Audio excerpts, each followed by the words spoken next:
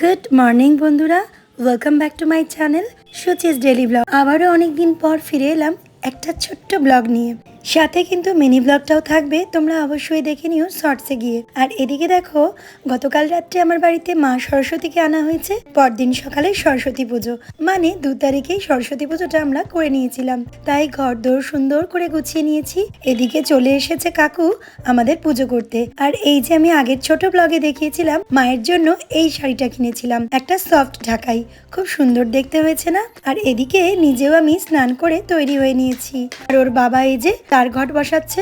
এই প্রথমবার আমাদের বাড়িতে মা সরস্বতীর পুজো হচ্ছে। ছোটবেলায় বাপের বাড়িতে করেছিলাম, কিন্তু বিয়ের পরে আর হয়ে ওঠেনি। 2 ছেলে বড় হয়েছে, পড়াশোনার মধ্যে ওরা ইনভলভ হয়ে গেছে। তাই ওর বাবা বলল এবার থেকে নিজেদের বাড়িতেই সরস্বতী পুজোর আয়োজনটা করব। তাই ছোট্ট করে একটু জোগাড় জাতি করেছি। আর এদিকে আমাদের রান্না বান্না করে নিয়ে মনে হলো মাকেও একটু ভোগ দেওয়া যাক। তাই কিছুই ঠিক করা ছিল না, মায়ের জন্য ঝটপট ঠাকুরের বাসনগুলো নামিয়ে নিয়ে একটু সুজি, একটু লুচি, আলু ভাজা, বেগুন ভাজা সবকিছু করে মাকে একটু ভোগ দিলাম। আর এই যে সবার প্রথমে মাকে একটু আমি নিজে বরণ করে নিলাম। কাকু ওদিকে সবকিছু গুছিয়ে দিয়ে চলে গিয়েছে। আর কাকুর ছেলে এই যে টোনা, মানে আমার বোনজির হাজবেন্ড, এই হলো আমাদের জামাই।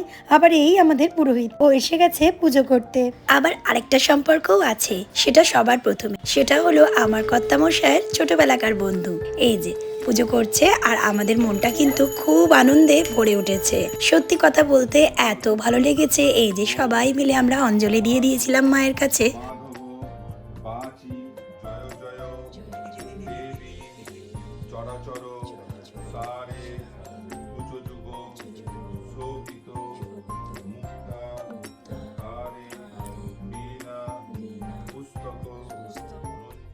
মায়ের কাছে অঞ্জলি দিতে দিতে ছোটবেলার থেকে যতবার অঞ্জলি দিয়েছি সেই চেনা মন্ত্র তন্ত্রগুলো পাঠ করেছি, তাই মনে পড়ে গেল অনেক কিছু। তবে মাঝখানে 5টা বছর রায়পুরে থাকায় মায়ের কাছে অঞ্জলিটা ফোনেতেই দিতাম ইউটিউব দেখে।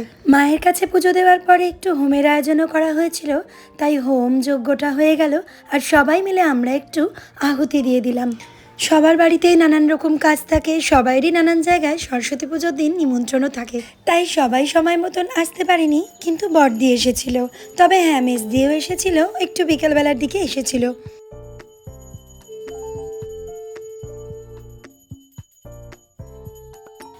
এই যে তোজবাবুর কিন্তু এখনো হাতে খড়ি হয়নি, এই প্রথমবারও হাতে খড়ি দিচ্ছে। 5 বছর তো হয়নি, কিন্তু তার আগেই তো এখন স্কুলে ভর্তি হয়ে গিয়েছে। তাই ভাবলাম এবছর এই হাতে খড়িটা দিয়ে দিই, আবার যখন 5 বছর হবে তখন না হয় আর একবার দেবে। আসলে এখন বাজে দুপুর 3টে, 3:30 প্রায়।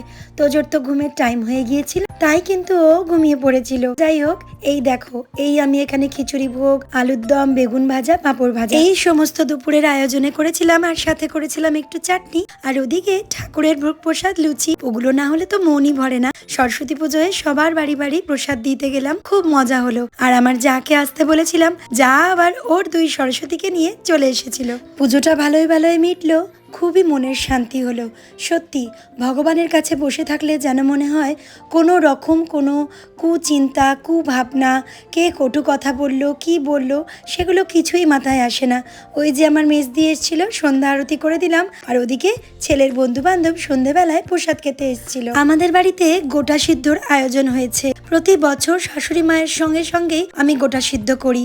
শাশুড়ি মা সমস্তটা করে দেন, আর ভারী হাঁড়ি আমি হাঁড়িটাকে নাড়িয়ে দিতাম। কিন্তু এবছর তো উনি নেই, মাঝখানে একটা বছর এই গোটা সিদ্ধ হয়নি, যেহেতু মামুনি আমাদের ছেড়ে চলে গিয়েছেন, সেই কারণে আবার এই বছর নতুন করে আমি তুলে ফেললাম এই গোটা সিদ্ধ। তবে পুরোটাই মামুনির কথা মনে করে। মামুনি সবকিছু আমাকে বলে বলে দিতেন আর দেখিয়ে দিতেন। আর এবারও মনে আছে আমার মামুনি কি কি করতেন, সেই অনুযায়ী আমি এগুলো করে ফেললাম। আর সত্যি কথা বলতে এই যে দেখো করছি, খাবার পরে আমি ভিডিওটা দিয়েছি, খেতে কিন্তু একদম যেরকম মামুনি রান্না করতেন সেরকমই কিন্তু হয়েছিল। সত্যি কি নিয়ম না এই পৃথিবীতে, মানুষ থাকে না, ছেড়ে চলে যায়, অথচ তার নিয়ম কানুন সমস্ত কিছু রয়ে যায়। মনটা খুবই খারাপ লাগছিল। যাই হোক, ছেলে আবার রাত্রেবেলায় বলেছিল এই যে লুচি খাবে, তরকারি খাবে, তাই আবার লুচির আয়োজন করেছি। আর এদিকে সবার আগে গোটা রান্না করে মাকে নিবেদন করে দিলাম। আর সরস্বতী পুজোয় লুচি তরকারি আর বোঁদে না হলে চলে নাকি? চলো আজ তবে আসি।